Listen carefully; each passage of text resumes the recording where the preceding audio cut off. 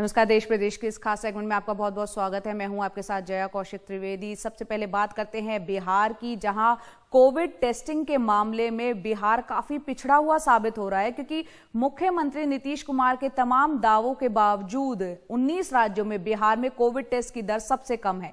नीति आयोग के एक डेटा के मुताबिक बिहार में 10 लाख पर सिर्फ 2197 टेस्ट ही हो रहे हैं। ये दिल्ली से 15 गुना कम है।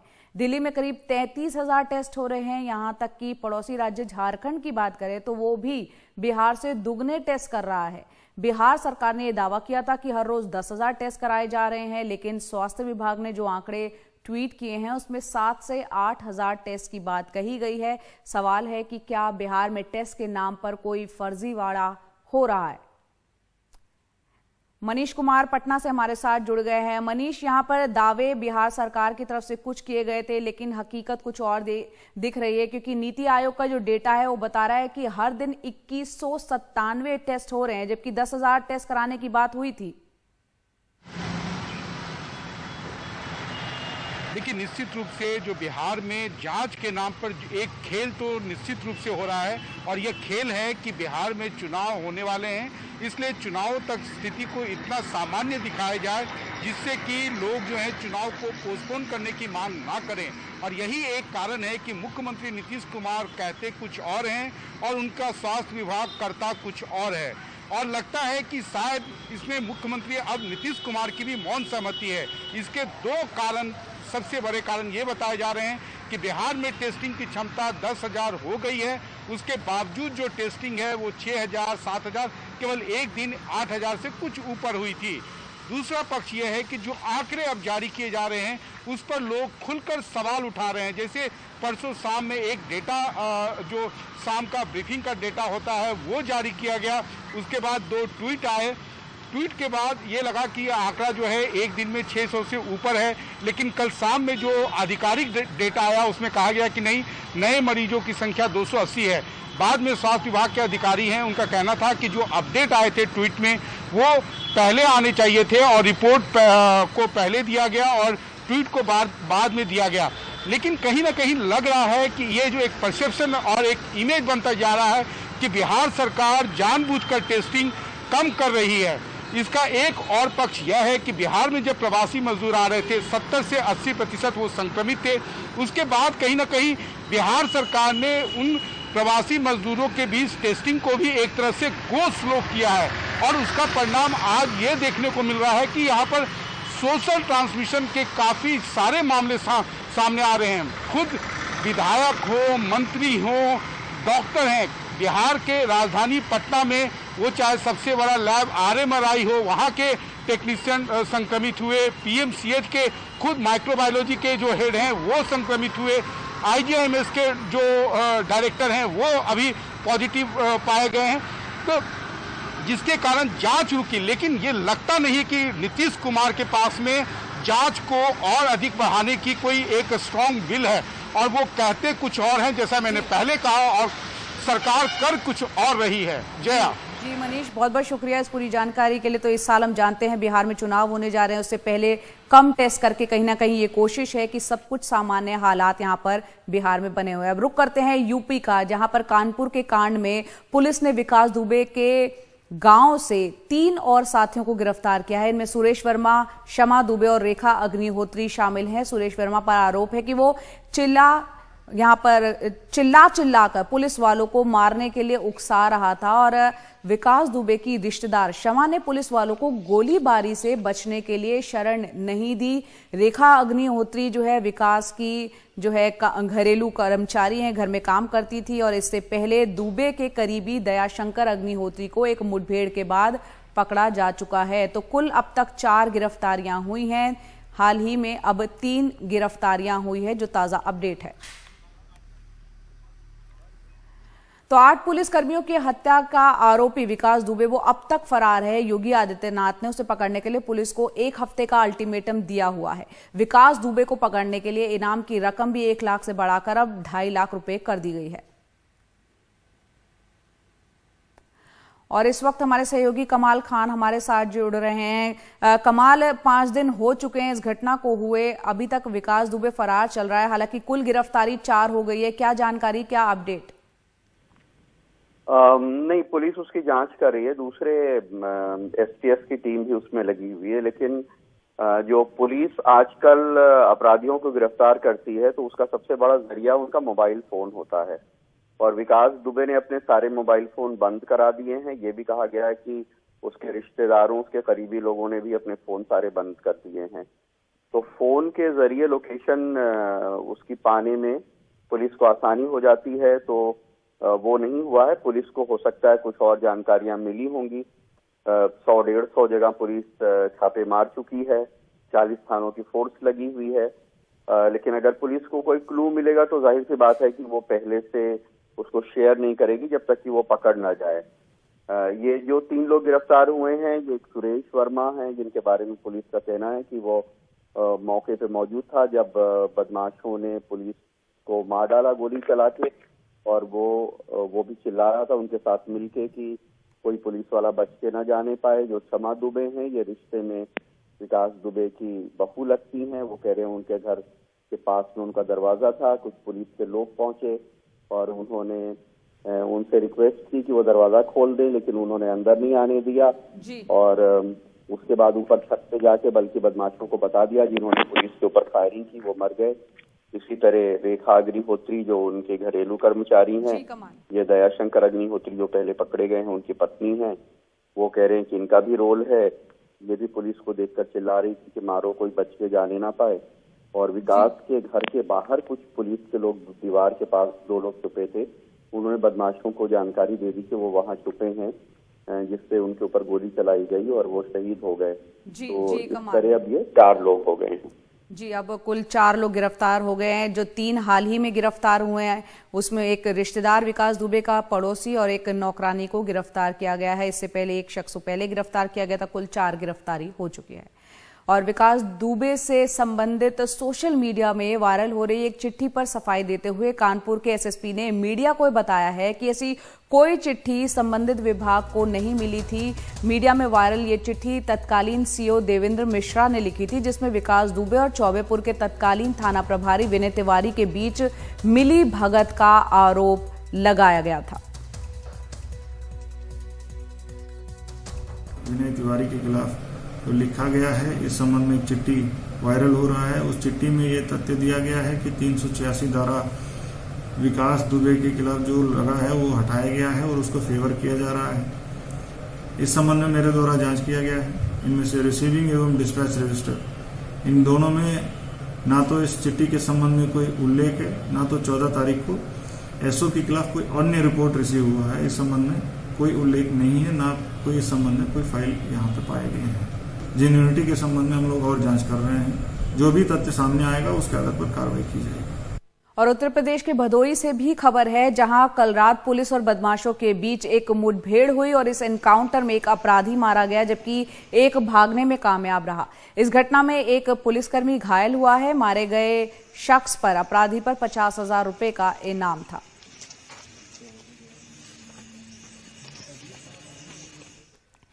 बलात्कार और हत्या, राजस्थान के बूंदी जिला से एक भयावह ये खबर आ रही है। यहां पर गोंडली पुलिस स्टेशन के खेड़ा गांव में रेप के बाद एक लड़की को जो है मिट्टी का तेल उस पर डालकर उसको जलाने की खबर है। वारदात को पड़ोसी ने ही अंजाम दिया है। युवती के परिवार वालों ने आरोपी के खिलाफ मामला दर्ज कराया है। और अब खबर गुजरात से, जहां कई शहर इन दिनों लगातार बारिश की चपेट में आए हुए हैं और बारिश की वजह से जूनागढ़ के केशोर तालुका में सावली नदी पर बना पुल जो है वो ध्वस्त हो गया है। तस्वीरें आप देखिए कि एक तरफ का पूरा हिस्सा ही पूरा गायब हो चुका है। हालांकि यहां से किसी के घायल होने की कोई खबर नहीं है। मौसम विभाग के मुताबिक अगले 3 दिन सौराष्ट्र के कुछ इलाकों के अलावा उत्तरी और दक्षिणी गुजरात में भारी बारिश की आशंका जताई जा रही है।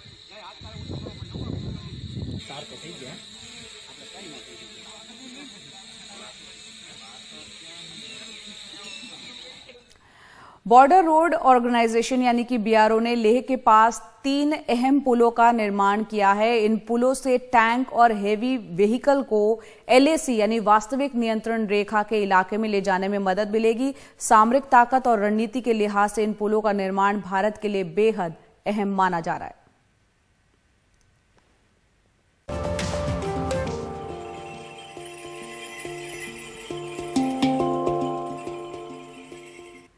भारत नेपाल बॉर्डर के इलाके में हाथियों और इंसानों के बीच जंगल पर कब्जे को लेकर संघर्ष बढ़ रहा है और इसी के चलते सदियों से भारत नेपाल के जंगलों से आने वाले जंगली हाथियों को कहीं करंट देकर मारा जा रहा है तो कहीं हाथी अपने रास्ते में रुकावट समझकर इंसानों को मार रहे हैं और खेत को तहस नहस भी कर रहे हैं। आइए देखते हैं भारत नेपाल बॉर्डर पर कर्तियां घाट सेंचुरी से हमारे सहयोगी रवीश रंजन शुक्ला की ये रिपोर्ट। भारत नेपाल बॉर्डर पर दोनों तरफ बेंत के घने जंगलों का ये इलाका कतरनिया घाट सेंचुरी के नाम से जाना जाता है। यहाँ तक पहुँचने के लिए पहले पैदल चलना होता है, फिर मगरमच्छ, घड़ियाल और डॉल्फिन से भरी इस गेरुआ नदी को नाव से पार करना पड़ता है। सदियों से जंगली हाथी इसी नदी के साथ साथ नेपाल की बर्दिया सेंचुरी से भारत की कतरनिया घाट सेंचुरी तक आते जाते हैं, जिसे अब जंगली हाथियों का खाटा कॉरिडोर कहते हैं।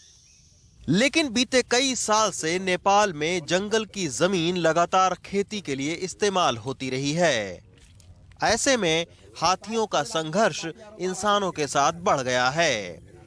हम जब भारत नेपाल बॉर्डर के जंगलों में पहुंचे तो यहाँ नेपाल की तरफ से हाथियों को रोकने के लिए हमें इस तरह की बिजली के करंट की फेंसिंग यानी तार बाड़ मिली।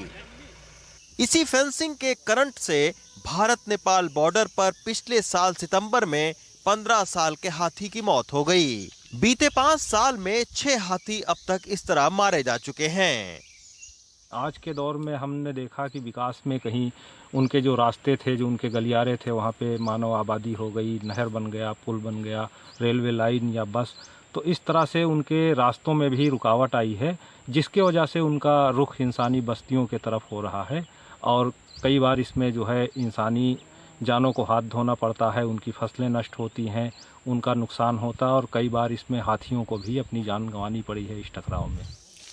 नेपाल बॉर्डर से हमने भारत के कतरनिया घाट सेंचुरी के भीतर बसे भरतापुर गांव की ओर रुख किया।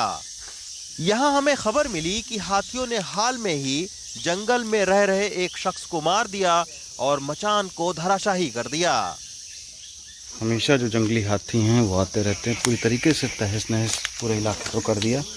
किस तरीके से जंगली हाथियों ने हमला किया, ये देखिए, ये बहुत भारी एक सरकारी हैंडपम्प का हत्था है, पूरी तरीके से इसको मोड़ दिया है। और यहाँ रहने वाले जो बाबा जी थे उनको हाथियों ने पटक दिया और उनकी मौके पर ही मौत हो गई। हम 6 किलोमीटर का सफर तय करके भरतापुर गांव पहुंचे तो गांव वाले एक जंगली हाथी को भगाने की कोशिश कर रहे थे। इस गांव के 2 लोगों को हाथी अब तक मार चुका है। हाथियों का डर इतना हो गया है कि गांव वाले अब जंगल छोड़कर दूसरी जगह बसने को भी तैयार हो गए हैं। दादा, अभी तक हाथी कोई का मारिन वारिन भी है आपके गाँव में? 2 आदमी तो मारे देने हैं। 2 आदमी का? एक आदमी सर लेखराम थे, वो गल्ला लेने गए थे, गल्ला लेके बिछिया से आ रहे थे। वहीं से जब ये मुड़े आ रहे थे, वो पानी पी के हाथी घूम रहा था, बिल्कुल रास्ते में मुठभेड़ हुई, उठा के इनको डाकबिल में पटक दिया। भरतापुर गांव को अब दूसरी जगह बसाने की मंजूरी मिल चुकी है, लेकिन इतना भर ही काफी नहीं है। सदियों से प्राकृतिक तौर पर हाथी, गैंडे और बाघ के लिए मशहूर इस सेंचुरी में बढ़ती इंसानी आबादी और घटते जंगल के चलते जानवर और इंसान का संघर्ष बढ़ गया है। इसके स्थायी समाधान के लिए सरकार को अब कुछ ठोस करना होगा। बहराइच के कतरनिया घाट सेंचुरी से रवीश रंजन शुक्ला, एनडीटीवी इंडिया। और अब बात स्वतंत्र मेडिकल ऑर्गेनाइजेशन एमएसएफ और एनडीटीवी की मुहिम की, जो लेकर आए हैं यूनाइट विदाउट बॉर्डर। हमारे सहयोगी मनीष कुमार पटना में एमएसएफ कोविड सेंटर पहुंचे और काफी करीब से वहां इलाज में जुटे डॉक्टरों की मुश्किलों को जानने की उन्होंने कोशिश की। आइए देखते हैं रिपोर्ट।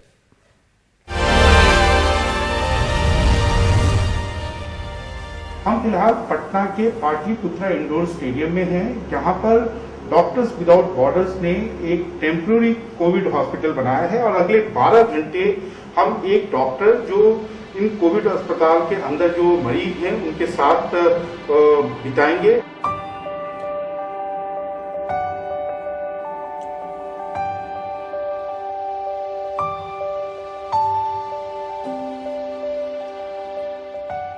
बिहार का जो हेल्थ स्ट्रक्चर है वो इस टाइम की पैंडेमिक में थोड़ा सा मुश्किल है उनको खुद से ये सब मैनेज करना, तो हमें था कि नहीं हम सपोर्ट करेगा स्टेट गवर्नमेंट को, और हमारा जो रेगुलर प्रोजेक्ट है उसमें भी हम उसके लिए भी हमारे को लग रहा था कि बेटर होगा कि अगर हम बिहार में करें, हमें पता है सिस्टम कैसा है।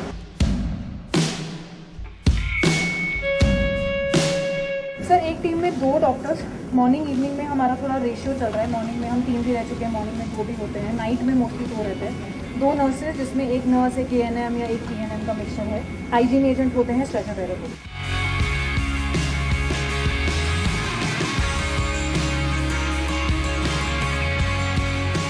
स्टिग्मा का जो पार्ट है, लोगों को ऑस्ट्रेसाइज किया जाता है।